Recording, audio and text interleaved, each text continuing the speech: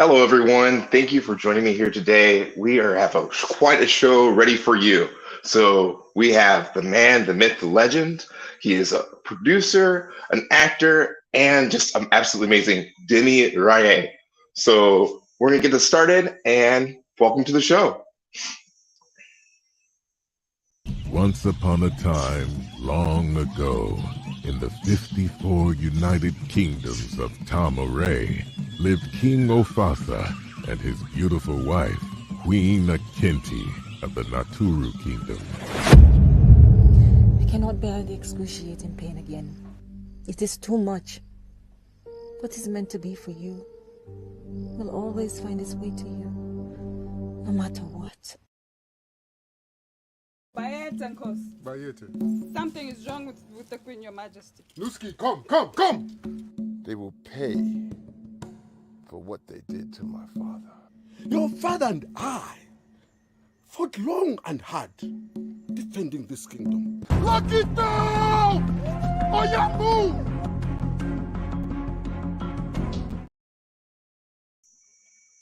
Absolutely awesome. As you can see, these are shows that you can watch on Tubi, but let's get the man in here and ask him some questions himself. So he seems to be having. Hey folks, how you doing? This is Osa.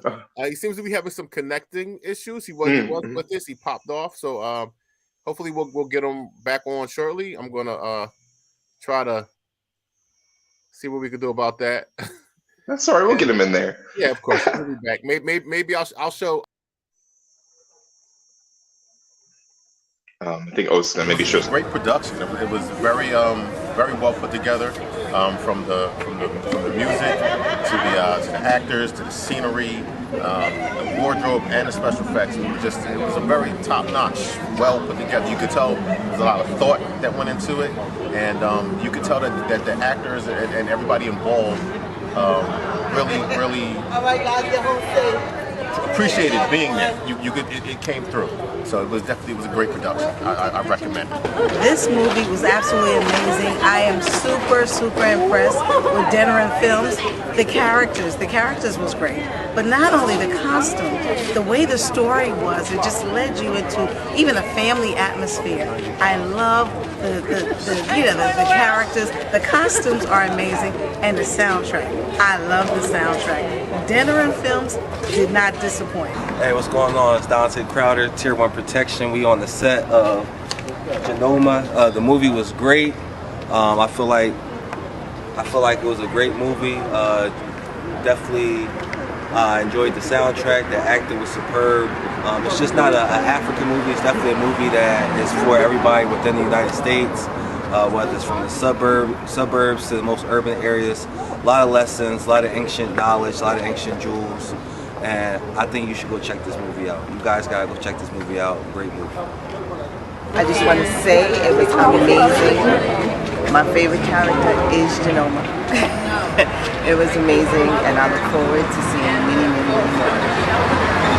Just want to say it was a great movie. Definitely should check it out. Very entertaining. You definitely enjoy it. Fabulous cast, fabulous costumes, wonderful scenery. Great job. So I just came out from seeing Ojanoma, and it is a mystery, it is a musical, it is about true love. I enjoyed it so very much. I loved everything about it, and I just love the story and what the story told and what it meant. And it's a family-friendly story, and I would just tell anybody and everybody, you gotta see it in order to really understand the true meaning of the story. And by the way, I'm one of the writers.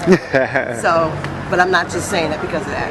It's really a great story. I liked the movie. I think it was really good. I liked the songs. I liked how they did it. I liked the textures. I liked their acting. It's really good. And I think it's a really good movie. You should check it out. There we are. Man, the myth, the legend. That's all right. Technology is always trying to do something. So thank you. That's okay, my friend. Thank you so much for joining us. This is Diemiruaye himself. We were showing just a little bit as far as the premiere in New York City, and it was just absolutely beautiful to see the people coming out of this, and you can see that they're touched. They saw this wonderful film, and they just had so many ideas about it. But before we get deep into it, could you tell our viewers just a little bit about yourself, my friend, and we'll go from there. Okay, so my name is Diemiruaye. Many people know me also as Kush. Kush is dark skinned and black. And originally, I'm from the UK. I'm from South London, Brixton. Family Nigerian from Delta State in Nigeria. My tribe is Urobo, not Yoruba, but Urobo. Right, we're one of the 5th major tribes in Nigeria. And but most of my life has been spent in New York, and this is home for me. I can't live in England. Right? And I've been behind the camera since I was 10, but not filmmaking. Just in my youth club, I used to have the camcorder. I used to do edits with the camcorder and the VCR and stuff like that. But I never realized that I was going to do film until 2009. That's when I realized film is where I need to be. You know, so that's in a nutshell. That's a quick history on me. No, that's super cool. It gives us a little kernel to be like, you've been around it, and even though some people, they know exactly what they want to do when they're growing up, but even then at that point it didn't really hit you till then. That being said, like what has been one of your most favorite things about making that film? We'll just jump right into it since we showed the premiere, Ojinoma. Like what was one of the most favorite things about that? The most favorite things, it was a challenge, first of all, that movie. But, just being on set with the actors is always, I don't know, you kind of like build this bond with the actors because you're with them like for a whole month. A whole month, you're seeing the same people, you're in and out. So there's a bond, and it's enjoyable just being with the different actors and the production crew. And then all of a sudden, it stops, and there's this empty space. There's this empty space. I always feel this when you're working on films. And then you meet again when it comes to like the premiere. You'll see those faces again, and hopefully on other projects. But just being around the different personalities is always enjoyable. That's really cool. It's really enriching, and I imagine. And when Osa and I ourselves, we just got to do some stunt acting when we were in New York doing things for like Paramount Plus, and we're there all day just for a little bit. So I can only imagine the camaraderie we had from one day. You have the camaraderie from a month working together. Yeah. That's impressive. That's impressive. Now, so that's one of the most favorite things. Not saying the worst, but what was one of the hardest things you had to deal with? That movie? Yeah. It's a story. It's a story because what you're seeing is the second time shooting that movie. I actually shot it before, and I had to redo it. So originally, I shot it in Nigeria. And I faced a lot of issues in Nigeria when I was shooting there, and that's because it was a lot of sabotaging going on because the whole idea there is it's American money. They must have money, so let's prolong it, let's delay things But I was hit to it within the first day, and by the third day, I knew what I was dealing with, and I completed the entire movie, but not in the way that I envisioned it. So when I got back to the US, I started editing it. And after 3 days of editing it, and I looked at it, I said, no, this isn't my vision. I got to scrap it. And that was painful because I was like, the amount of money that has been placed already to do this thing. And I was just like, no, I can't settle for this. And I was just saying to myself, I'm going to have to reshoot it. I don't know how. I don't know where the money's going to come from, how I'm going to do it, but it has to be done again. And when I said that to certain people on the team, after they saw some of the edit, they were like, no, but it looks good. I'm like, yeah, but it's not going to do what I know it can do, right? That's not my level of filmmaking. If you look at my film Diary of a Badman compared to Ojinoma, you see a vast difference. And I needed that to be seen, like for people to see the growth, and for most part, my vision was compromised, by two individuals out there. And so I said, okay, I'm going to scrap it. And so I scrapped it. And 3 days later, I got a call from my friend, and He's one of the producers on Ojanoma, Lorraine Perkins. And he says, "Oh, you got any projects that need funding?" I'm like, "Oh, yeah, I do." That's the call you want to have. That's the call you want to have. So what I found in my life is that things like that always happen for me, usually on the third day. Wow. First time it's happened on the third day. When it comes to things where it happens, so I keep a note of that. It was on the third day. And what my belief is that I believe that if I had decided to keep the project, that call wouldn't have came. That's how I feel. I feel like we send out messages to the universe or to the creator, and I would have said that I'm okay with this. If I said I'm okay with this, I'm satisfied, I think I would have like, okay, you're good. You don't need that, and it might have gone to somebody else. That's my belief. I can't prove it, but yeah. So that's what happened, and so the whole movie, even to completion, even after completion, has been a struggle. Meaning that I've had so many obstacles, and I think like the average person probably would have just quit. It's just from Nigeria, they probably would have quit. Sure. And then when it came to the day to actually, then COVID happened, so that blocked me. 2020. So I had to go to 2021. And so the very day that we're leaving, getting ready to leave to head to Zambia, my flight gets canceled. And I'm like, no, this can't happen. And I'm on the phone with the airline, and they said, well, you can maybe fly out on Saturday. I'm like, no, I got a schedule. And I was bugging them. I was bugging them like, no, like you need to make this happen. And then they found me a flight, but now the flight was leaving early. So now I had to rush to get there. So we get to the airport, me and my production crew, and the lead actress, her mother and her sister, they had got their vaccination for COVID, and we took the but they didn't realize that they had to take the test, the PCR. The COVID tests and everything before, right? So they didn't take it. So I'm on the plane with the production crew headed to Zambia, and my lead actress is in New York. Yes, and I'm like, okay. So I'm just like, okay, money's already been spent. It's already in place. Things are rented. It's spent. It has to be. It has to happen. So I tell my producer over there, just look for a backup in case we need a backup. She's gonna have to learn quick, and then one of my other supporting actors, the one that plays the queen next to me, she gets delayed. Her flight gets delayed. And so when they finally get there days later, and then we go into production. And then we had some obstacles there, not as bad as Nigeria, but we just had some obstacles. Locations, like certain locations were not ideal. But overall, it's closer to it's not my 100% vision, what you see, but it's closer to the vision that I had. And then when I get back, I'm editing, and then what happens? The unbelievable thing happens. My hard drive crashes. The hard drive with the movie crashes, and the backup drive crashes. So the movie is gone. It's completely gone. Both of them. And you didn't have the backup. And then when I look at it, it's this I'll show you. Sure. This is what they call it, G drives, right? It wasn't this particular brand, but it was like this, a G drive. I usually don't use these, but my friend from Hollywood, he always says, get the G drives. Everyone says G drives. I always the regular drives, and I never had any problems. I still have them, don't have no problems. The moment I use these G drives, my movies disappeared. This was the second movie that disappeared, so it was gone. No. And it took me, so now I'm wondering, damn, I have to go back, but how am I going to do this? That's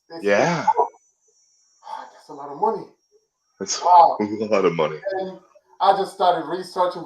I purchased different software that can recover.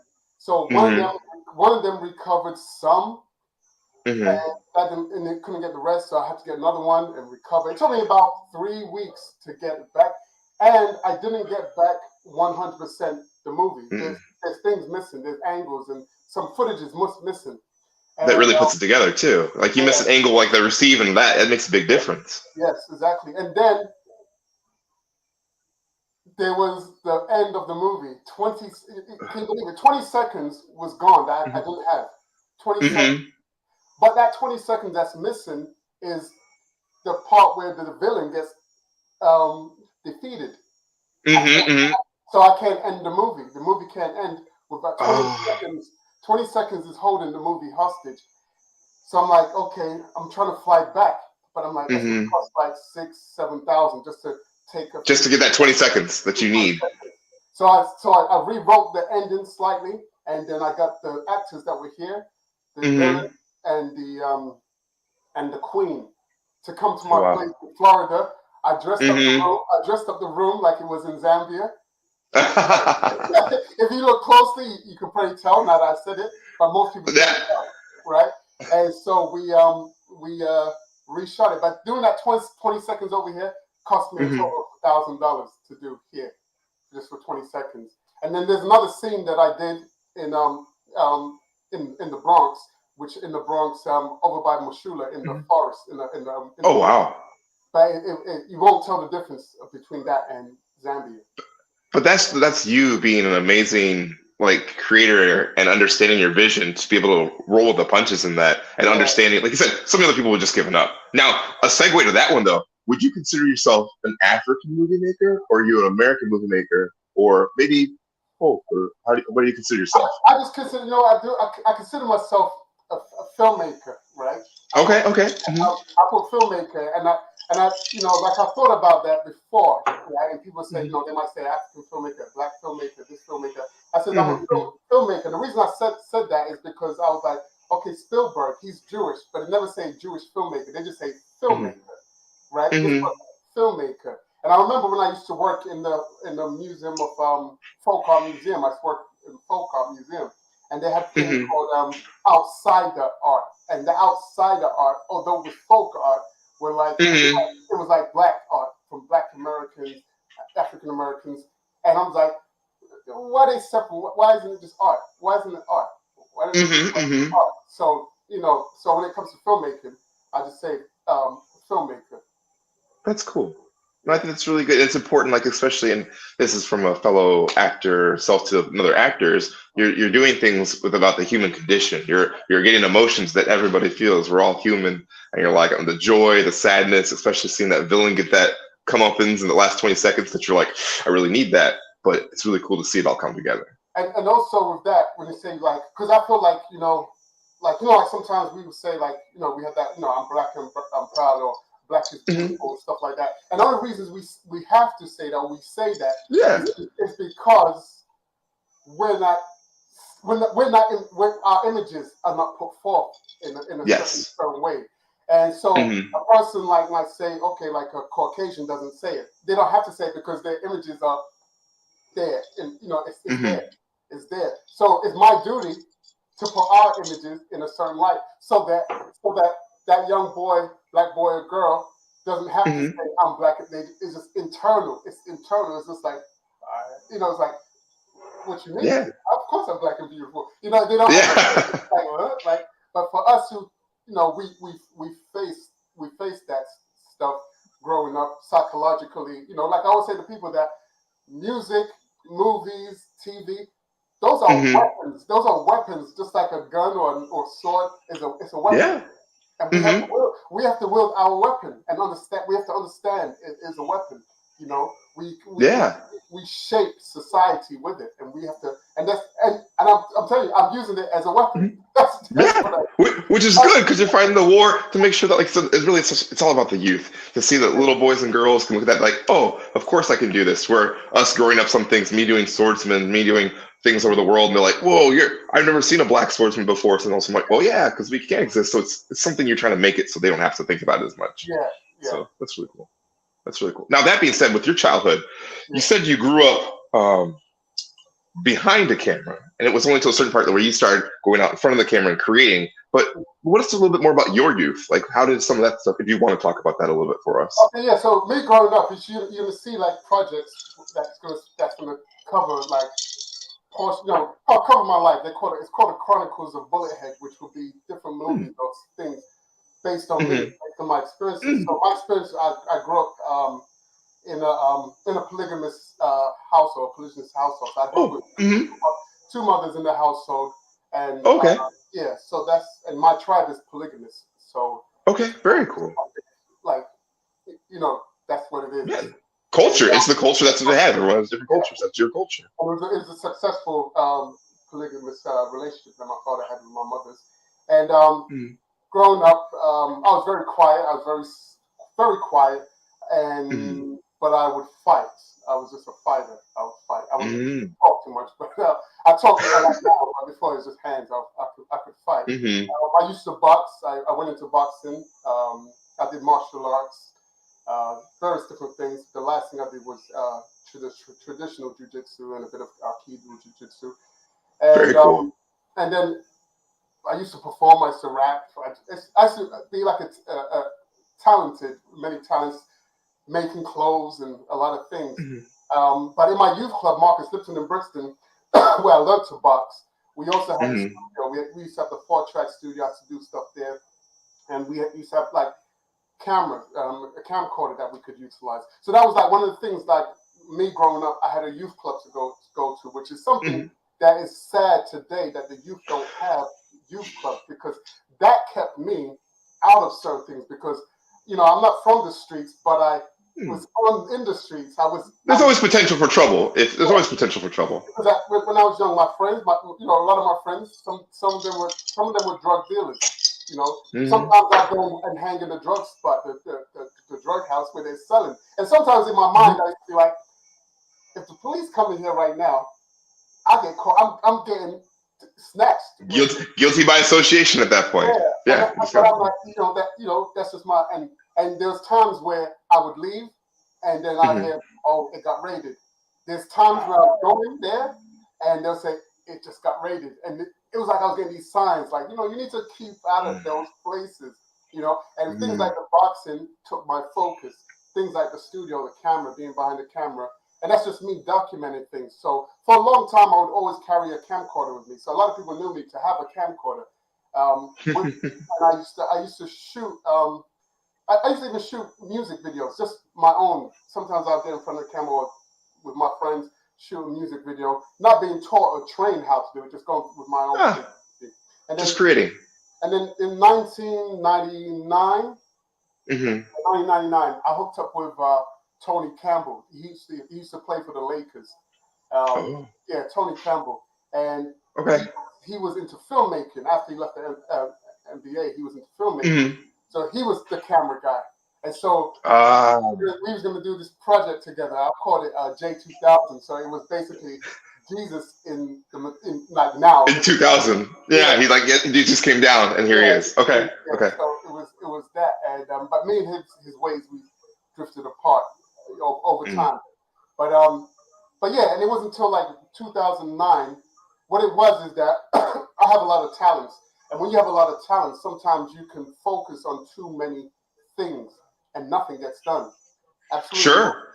Done. So that was me at times. But I noticed, like, when I was doing music, like with my ex-wife, we was doing music and we had a plan and we followed each week. We executed a song in the studio. Everything got done. Right. And I noticed those things. Like when I just focused on one thing, it would get done, opposed to multiple things. And I was just like, filmmaking. This. Yeah, but what I saw with filmmaking, that it could umbrella some of the things that I like doing, right? So it can umbrella me teaching and sharing information. I can just put it in the film. I'll put it in my movies, So I said, you know what, I'm gonna just focus on storytelling and film. And what I saw as well is that I didn't see too many of us with this kind of conscious mentality. Maybe they are there, but I just didn't. But you're not seeing it still. It's not something that's been introduced to you. So you're like, I see this, so I want to create this and fill this void, that's good. Because my mentality is that I don't like when we complain to Hollywood, like Hollywood should tell our stories this way. It's like I don't want Hollywood telling our stories. I want us telling our stories. Because if Hollywood tells our story, one, that's financially for that production studio. Right, and then we would tell our stories the right way, So when I see even like the Nat Turner movie, I haven't seen the Harry Tubman one yet, But the Nat Turner, Yeah. wasn't. Yeah. But if it was us telling it, we would tell it the right way. Now, what happens is that I feel like where we lose as well is that we're looking for a celebrity to always be in the movies, and I'm like, no, you don't need the celebrity. There's plenty. I've met so many good actors out here. That's not so many good actors, and so my thing is this: if we're doing it for us, so we're doing it for the general, especially those historical movies are for the children behind us, right? Behind us, for our sons and daughters. Then we don't need. It's great if we can get a Denzel or a Will Smith or whoever. It'd be beautiful, but we're probably not. But there's many good actors out there. What happens is that when we make if we go ahead and make the Nat Turner movie the way it should be made, the Harriet Tubman movie the way it should be made, right? And if we put only if we do it for the goal of telling that story to our generations behind us, they will appreciate it. They won't be looking to say, is Denzel in there? Is Will in there? They're going to appreciate the story. And then that story manifests within their own being because now they see themselves and they're getting a history lesson, right? Now that history lesson and that's visual is going to be complemented by the visual history lesson as a movie is going to complement the books and stories that we should be teaching them. And that's going to be the one thing that can empower them and get them through that tough time, everything. Because like maybe they would have just did this or did that, and they're like, no, this is exactly when I saw this in Ojinima, and I did this, and this is what got me through. Exactly. No, I agree. I agree. And that's my goal. That's what my goal is to do that. Is to do one of those movies, you know. And those movies, although I know money can be made from those, that's not the goal. And the goal is what I just said is that I see those. I'll actually call those movies my non-profit movies because I just feel that it's like a museum piece. It's like going into a museum, and it's a visual museum. Yeah, you're like, I had a vision. I created the vision. This will be there for other people to see, and that's good. Yeah. Now, also, when you said with the visuals and the things that look like, when you have your vision, we actually have a special flicks clip.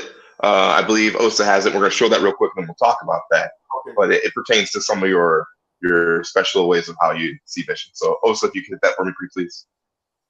Hey, peace, everybody. As you can see in this clip, I have the diffuser in the background, and I remember my camera operator was like, "Hey, you got the thing in the background. I can see the thing in the background," and they couldn't understand. I could see them getting frustrated, thinking like, "Oh well, you know, it's a messed up shot because you got something in the background," but they didn't understand that I was going to get rid of it, right? So one of the things I made sure I got was a blank slate. Always getting a blank slate.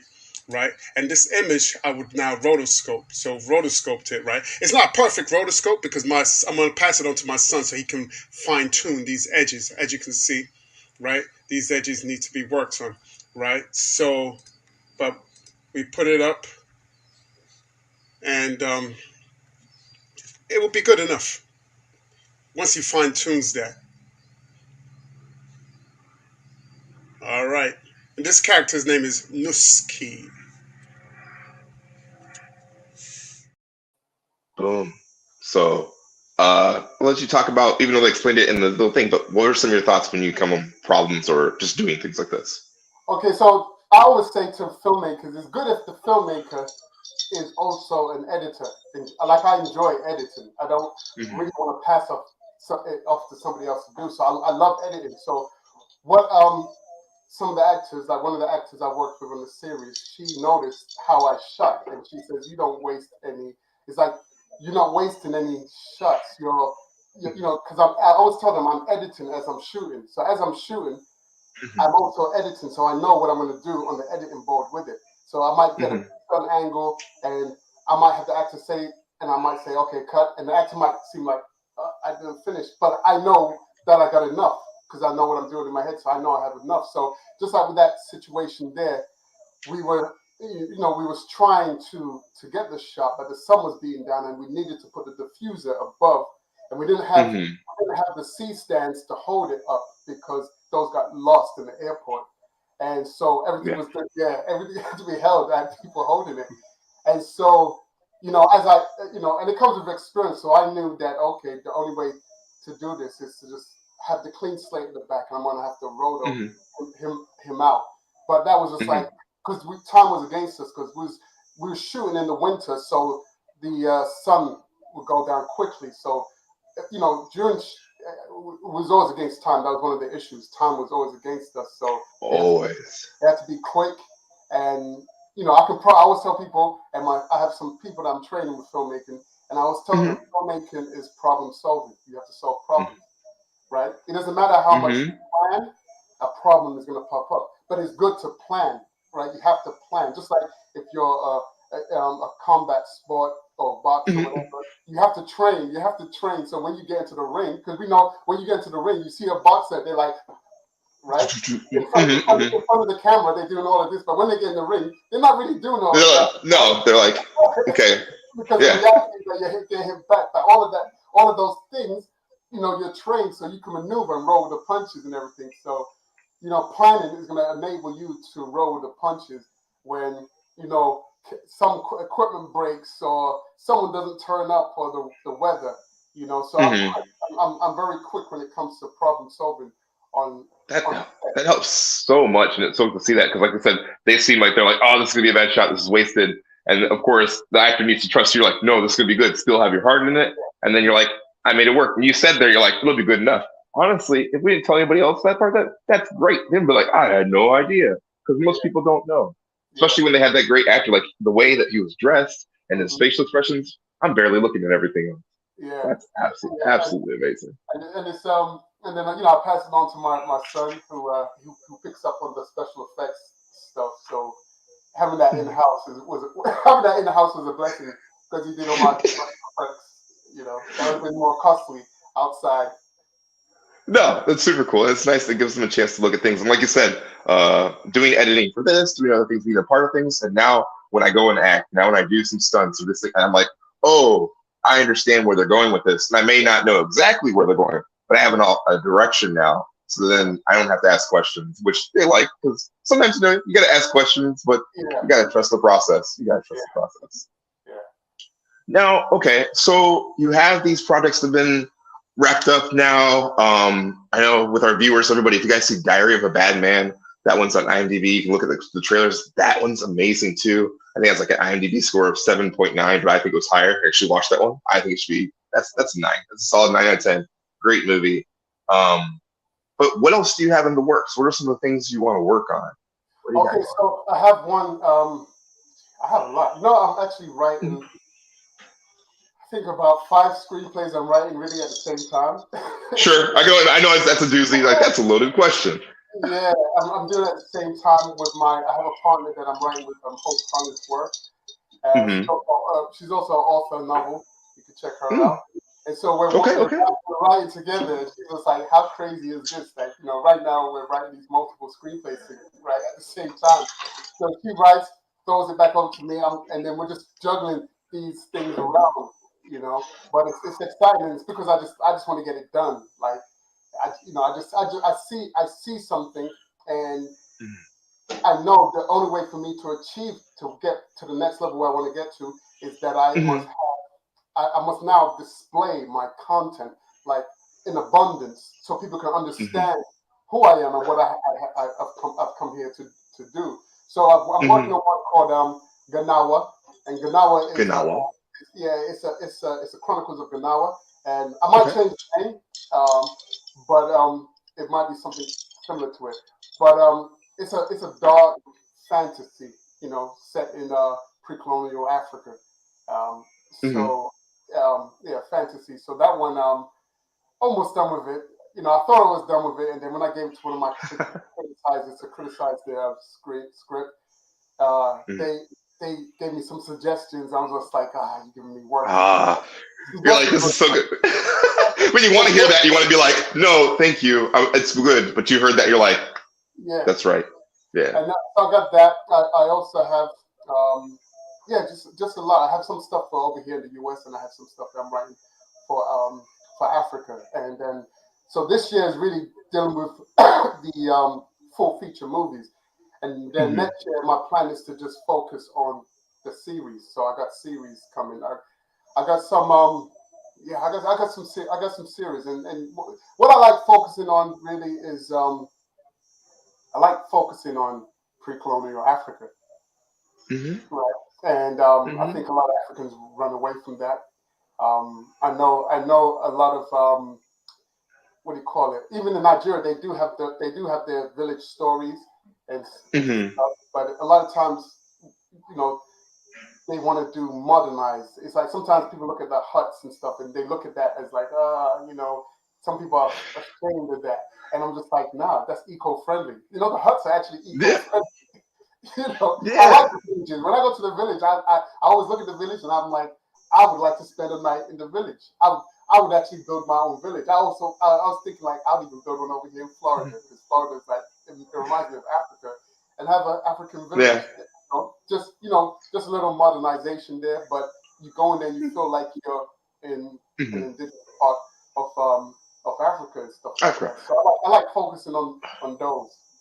Yeah, and I think people are worried that then like the modern person won't relate and they won't get to see. But more and more, I think there's people, especially ourselves, when we look at history, historians, we like to detach ourselves from some of the modern things. So it's nice to dial it back, especially within our African culture. Something I always say when I go to the groups, I'm like, we didn't come from nothing. And two, there's a lot of cool things that just because you're maybe in a hut or when you start into other parts, especially all over the world, there are some great palaces and things that are made that just because it's pre-colonial.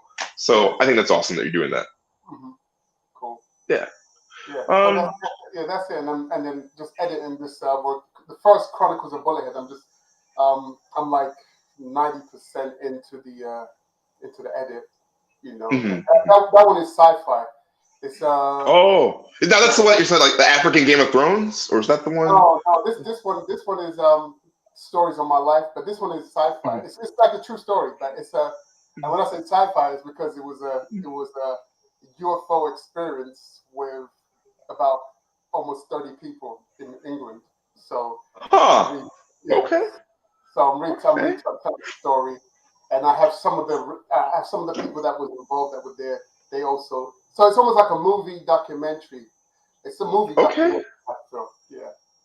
That's super cool. I mean, another story to be told, especially when you have the people that are from are put in there. That's absolutely amazing. Oh, thank you. Thank you. The conversation was really nice. We're glad that you guys are tuning in and I appreciate that. It's really nice to get an actual chance to talk with a genuine creator that does all these things in different levels. Now, another question. If you had a budget, like budget was no, like you could do whatever you want. So what kind of movie would you make? Who would you have in it? What's the story you want to tell? Okay, the movie that I would love to make if I have the budget is the Haitian Revolution. The Haitian Revolution would be amazing. So spare no expense. So let's walk it through. Not that much because we don't want somebody to steal your plans, but let's do. What's the hook? What's the hook and what's the opening scene? I was speaking like one of the guys I used to work with. He's Haitian, and he would tell me, the older guy, and he would tell me like, you need to make that movie. I said, but Danny Glover's making it. He says, no, they're not going to tell the right movie. He says, you need to make the movie. And he said his friend's a historian, and he started telling me about the Haitian Revolution. I have to go back to him and get down with his friend and really record it. But he was telling me about it. I can't remember now, but when the way he told it, just how he told it, that was the opening, and he was talking about the river running with blood, and it was just dynamic. I was like, I've never heard this story before, and he was just telling me, it was just I wish I could regurgitate what he told me, but it was that itself was the opening, and I was just go ahead, go. Yeah, and I was just like, this story needs to be definitely told, and I know like Hollywood or production, they're not going to tell it this way.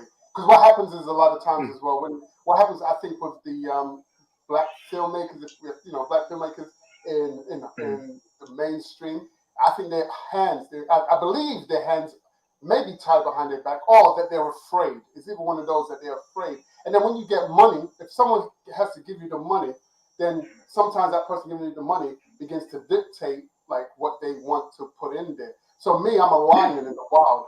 I don't want to be controlled. Right, so I'm wild. No, it can't be caged. Like I'm not caged. You let me out of my cage. I'm already doing this work. You can't put me back in. You can't put me back in. It's the same thing with my movie. I don't know if you saw the trailer. It's called the Making of a Slave, and that one. The Making of a Slave. If you go on YouTube and look at it, you will see it's white slaves, black slave owners, African slave owners, right? and it touches on the Willie Lynch stuff and everything. And we did the trailer, and we was trying to raise the funds for it. And I went to Zambia. One of my partners at that time, he took me to Zambia, and there was a guy there. He said, "This is one of the rich guys in Zambia who happens to be an Indian guy," and he wanted to, we was looking for $2 million to do it, and he was like, he liked the idea, he wanted to do it, but he said he has to speak to his other two partners, so he's not going to waste our time. He's going to come back to us in like 2 days. They can speak to his partners. So he spoke to his partners, and he was then at that time he started talking about Trump, and I don't know what Trump was the relation in it, but he was afraid because Trump is in power, and then he was like, he's gonna, his partners were like, it's too risky, pass on it. But he says the only way he would do it, is if he has 100% control. Oh, yeah, no, there's no way. You can't do 100% control at that point because then they're gonna do something. Yeah, then you're gonna put the story the way you want it, and then it's like. And then people are gonna be looking at me and say, "Why did you make that movie like that?" Like, then I'm gonna get this. I'm gonna get the fire. Like, and it's like, nah. No, if your name's on the line, you had the things. You can't buy me with money. It's like, nah, I'm not that. No. Not especially when it's your name. You make a movie, it has your name on it. People are like, well, I'm not going to help you do another movie. Why did they make the decision? And two, when you have it, when you own it, and you make a bad decision. You made a decision, and people don't like it. You're like, well, I chose it because of this, and you go on with it. You make that decision. You're like, cool. That's really interesting. And I know with our viewers, so me being a historian, I can understand this already when you talk about this old man talking about how the Haitian rebellion actually went down. So we were talking about this rebellion that just didn't come out of nowhere, but all these people that rose up with just machetes and whatever they can get from muskets, and they fought back the power. And they did this. So I can only imagine you listening to this as just some grizzled voices like, so let me tell you what actually happened. And it's like, that just sounds amazing. It sounds absolutely amazing. Yeah, and that's I'm hoping nobody does it yet because I really want to do that movie. That's the movie I want to do. But you know what, Demiruaye? Even if someone else does that, you can still do it to the level of what yours is, and I'm sure it would still be better or just different. Yeah. So, true. yeah. What else we had? Also, did you want to show the Zambia opening premiere footage? I know we did the New York footage, but I think those put together. I'm not sure if you correct me if you're wrong. He'll put that in the bottom. But while he's figuring that out.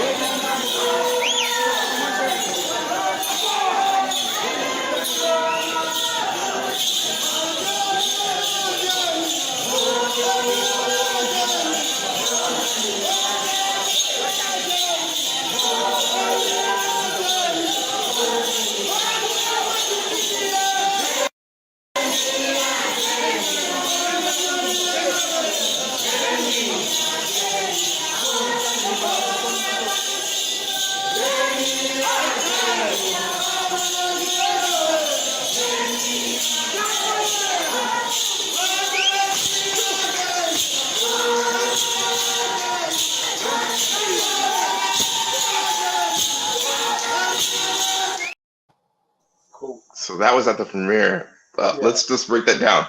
First of all, you looked immaculate. You looked amazing. What was some of the garb and clothing, traditional things that you were wearing? Oh, well, that was made by a lady that did the costumes for the Genoma movie. The person did the costume for Genoma movie. She's the one that made that outfit for me, Banza B. She made that. So I don't know how to break down with it, but she put it together.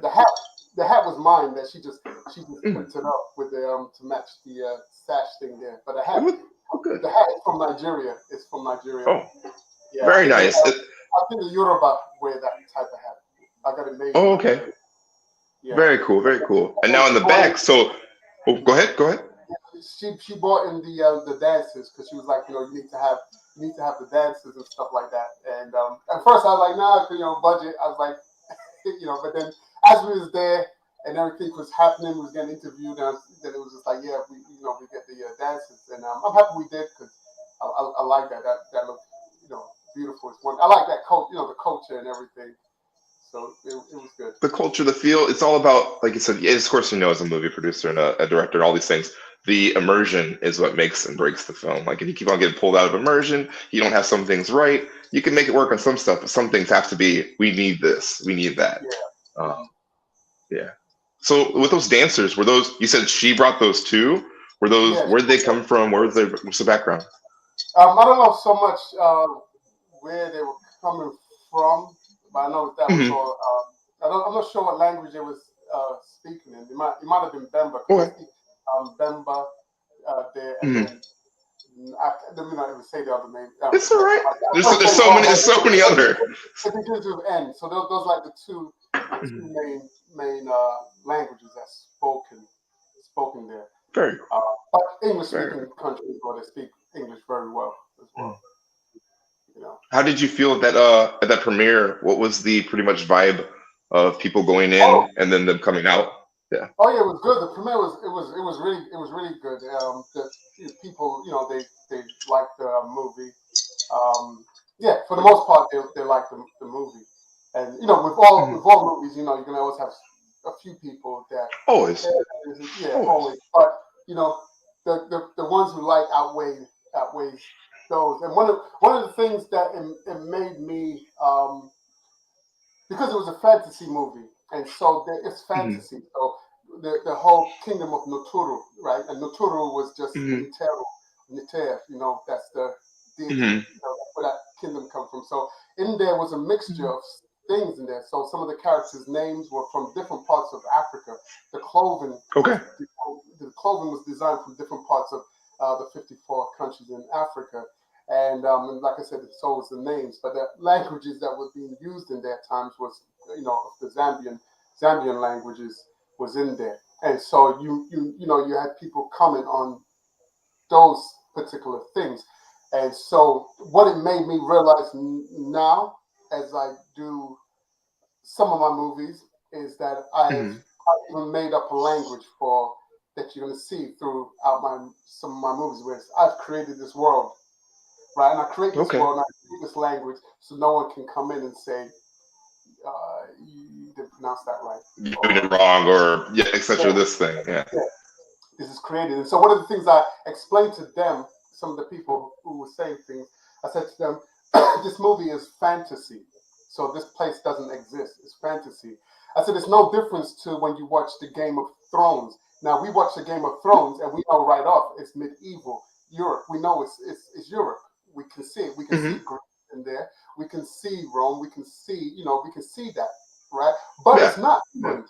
But it's not Greece. But that's the backdrop. That's where it's coming from. That's where they've pulled from. I said it's the same thing. So I said, like, look at it through that lens, and not the lens that I'm giving, that you want to look through. And that's also what happened when I shot it in Nigeria. When I shot it in Nigeria, it was more based on my tribe, because the name Ojanoma is a name for my mother language and the characters' names. But after what happened in Nigeria, it made my mind expand, and I expanded, and I said, I gotta take this away from being about one tribe and just incorporate more. That's really a bigger scope. And now, when you see Ganawa is on a bigger scope. Like people don't know that. When it comes, it's on a bigger scope. It's different. It's familiar. Again, it's familiar. Everything on the sun is familiar, but you're gonna see some differences with this particular one. And it's really what's the word I'm trying to say? It's really humbling, but it's caring that you're doing that. It shows compassion, because so many people are like, I want to show only my thing. I'm going to do this stuff. But you saw like that opening, that kind of enlightening. You're like, no, I got to show more. I can't show it all, but I can show more. And I think that's interesting, especially with HAMA, historical Afro martial arts. We find that, like, I know when I first found HAMA in 2017, really I'm like, oh my gosh, I want to learn all of this. I want to learn more about the Yoruba. I want to more about the Flisa, all these weapons. I'm like, okay, if I want to consider myself an expert, I got to pick one or two, buckle down, and then I can learn more. So I very much so see that, which is why I picked Shotel and myself Kopesh, because I'm like, okay, I love the Shotel, Ethiopia, Abyssinia, and then Egyptian has always been just a passion of mine. Cool. Well, very cool, very cool. Well, we're almost wrapping it up. We got about 10 minutes left or so. I just want to say, first of all, before we get towards the end, thank you so much for letting us have the time to pick your brain and see some of the experiences you've had. And is there any other questions that you have for our viewers, or anything that you just want to show to them or tell them or just explain? I just want to say to the viewers and people, like I'm a person that does. I would say this. One of my sayings is, don't complain with your mouth, complain with your actions. Meaning the very thing that you don't like, you do it, right? Because the Most High is given. We see the Most High sees the world through our eyes. So when we see an issue, a problem that needs to be solved, it's us. We don't pass it on to somebody else. It's us. We got to do it. So oftentimes you might see, and I'm probably guilty of doing it, but I catch it now. Is that when I see something where someone and they're on their social media and they're talking about the music, they might be talking about a particular artist and the vulgar lyrics or the lyrics they have, or the movies. I say, like, if you don't like the music out here that's playing right now, right, the deaf music, are you supporting those independent artists that are singing a different tune, that's doing something? If you don't like them, if you don't like particular movies, are you supporting these independent filmmakers that are putting out movies that are different? So, because if we patronize those, then we increase that. And that's another thing where people don't think about enough too. They're like, well, I don't have money for it. Like, you can also patronize with just telling people to go see it. Like, this person's amazing. Go listen to them. Exactly. Sorry, your other point too. Yeah, exactly. And it's just like, Ojanoma is out there for, I did it as far as it's a family movie. And that's one of the things I didn't say, is that when I got into filmmaking, Ojanoma was the type of movie that I wanted to make, but I couldn't write it. Like, I just had difficulty in writing that type of, when I say that movie, meaning the movie that your children can watch, that the whole family can watch. I just had a very difficult time being able to do it. It took me years. It took years before I got to that point where it sparked and I was able to now do it. So, I do this because I it's something that, your children can watch and they can see a positive image, because I have children and I've watched my children when I put movies on them, and my children didn't grow up watching television. I was very restrictive on what they would take in. So their minds are sponges. There's young sponges. You don't want them something that they're not prepared for. Now, the one thing of that, what made you now able to write that? What block did you have? Was it just growing? It's like you couldn't write this at one point, but then you got over it and you're able to. What happened was that when I was trying to raise the funds for the making of a slave movie, it forced me to spend a year and a half only in my left hemisphere, the brain, dealing with logic, dealing with business. So I was just dealing with business, learning how to do a business plan, and it was like my brain felt like it was doing weights, like, because it was something. Business plan is not something I really wanted to do. I was trying to pass it off to other people to do it, and when I give it to people to do, and this is how I get a lot of my skill sets, is that I may have given somebody something to do and they don't do it, or they fail to do it, or whatever, and I end up doing it myself. And so, I gave the business plan to various people to do, and they do business plans. These are business people who do it. But what they didn't understand is that the film business is a very different business structure to any other business. So the business plan looks very different to what a business plan might look for a convenience store or whatever. So, or even building a building, like construction, anything. It's not like this. Yeah, it's very different. And so I was doing that, and it was busting my brain. And by the time, and then I finally finished the business plan. I was like, I did it, and my brain just felt like muscles in my head. And then my family was around me, and I went and I laid down on the floor, like, and I laid down for like 5-10 seconds, and then I sprung back up, and I'm like, I'm moving. And I started telling them about it, Ojanoma, and then they gave me feedback, and then from there, it took me 6 days to write down the first draft, and that was it. It was from that. It pops, I spent so much time in the left hemisphere that when I came back to the right hemisphere, the ideas was It was a recharge. Like the right side was like, oh, we're ready for creative, and that's that little actual light bulb that popped up. You're like, I got this, and I can only imagine you getting up and just scurrying off to your workroom to do what you had to do. Yeah, That's so cool. what happened there. That's so cool. Well, that's really good. Like I said, I was gonna say, what else could you tell the viewers whenever they feel stuck? But like you said, just do it. You're saying, work on it. Yeah, when they feel stuck, some people say it's writer's block. It's not really writer's block, right? A lot of times, like someone was asking me something about they wanted to write, and I said, well, define your characters, because I said like each one of us I'm a character, you're a character, everybody's a character. So you know the people around you, right? And so if someone comes and says so and so said this, right? You'll listen to the verbiage and you'll be like, that doesn't sound like him, because he's a character. There's a character. So when you have a character, and your character is going to respond to a particular situation in some way. So once you know those characters, then you can continue really writing because you know how that character is going to respond, what they would say in that situation. And yeah, and like you said, it's just do it. Like just do it. Just like there's something spiritual in everything we do, right? As a martial artist, there's something spiritual. Sometimes there's things that you never was taught, but in a moment. You do something, and it's like, where did that come from, right? There's that inner higher self that flows through us, and so it even flows. Everything flows through us. Spirit flows through us. Even there's that thing that people do is a pendulum, where you can hold the pendulum and it swings. You can say yes, no, show me, and it swings. And some people looking at me like, it's spooky. It's not spooky. It's because there's energy, and everything we touch, there's energy. When we walk into a room, we can feel positive energy or negative energy. Some people are pleasant to be with, and some people just repel you, and you say, I don't know what it is, right? Because it's all energy. So sometimes you just write and just let it flow through you. Just let it write. There's a higher self that because even when I look at my stuff, sometimes I look and I'm watching it like I didn't write it. And I'm like, that's interesting what that character is saying, and I'm like, that's deep. Wow, that's like.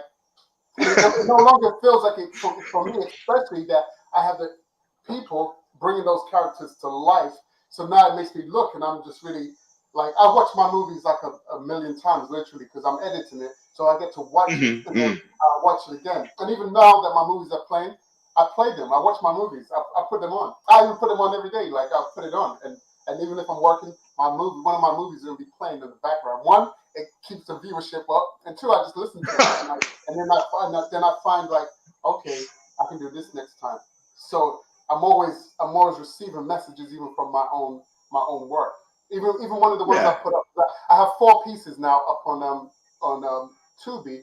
Yeah, I have Karen Cherry, which is a documentary. I have Diary of a Bad Man, Reserve Notes, and Ojanoma. Now, Reserve Notes, I re-edited it. It was a 2-hour movie, and I re-edited it, and now it's an hour and a half. But it's because I came back and I looked at it, and I'm like, this could be better. I need to trim some fat away, and it made it a better movie. People like that. Takes a lot of retrospect. That takes time to look at it. Yeah, I looked at it, and I was just like, and I saw it, and again, it came with my growth.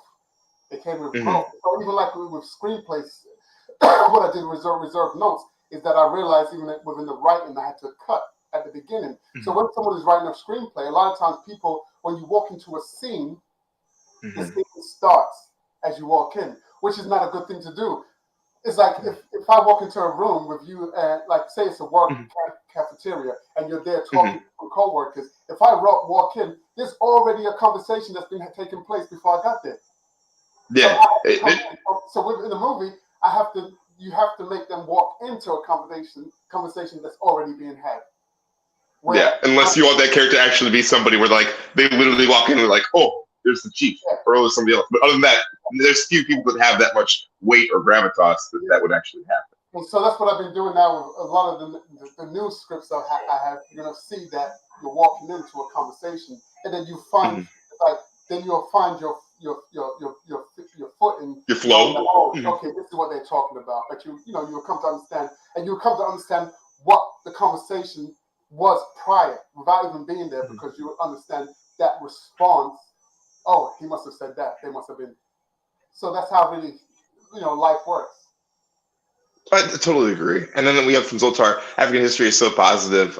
Some people say non-existent, is inundated by the negative or non-existent of African history or history, fantasy, or Afro futurism, sci-fi. It's an interesting point because some people, they've never been taught that or they don't see it. So it's once again, it's better to see this again, especially in light from someone like yourself. It's going to tell it in a way that's correct without having shoes or strings attached. Exactly. But yeah, no, I don't want to compromise. I don't allow for my vision to be compromised by money. It's like, no, that's not gonna. No, you can always do something else to make some more money or do that. Like, well, I just want to say, thank you so much for this. Talk about energy back and forth. Like, I know we're across the globe. It's interesting, but I'm like, I really like the energy that you shared with this, and I think the fans and the viewers agree. And I can't wait to see what you come up with, other things you work on. And honestly, I'll say it myself. I can't wait to see some of your films and personally, maybe just do something in them. But it's just interesting to see that. Right? Yeah. Do so. Okay, so we'll work. Yeah. All about it. Well, give it up to everyone. Thank you so much for Diemiruaye. I appreciate you so much. And Osa, did you have anything else that you want to close it up with? And just go and check out my movies. Just go to Tubi and put in my last name, Deniran, Deniran, and my stuff will pop up. It's Diemiruaye. So thank you so much, everyone. I appreciate it. Oh, we got to lost you for a second. Take it easy, and till next time.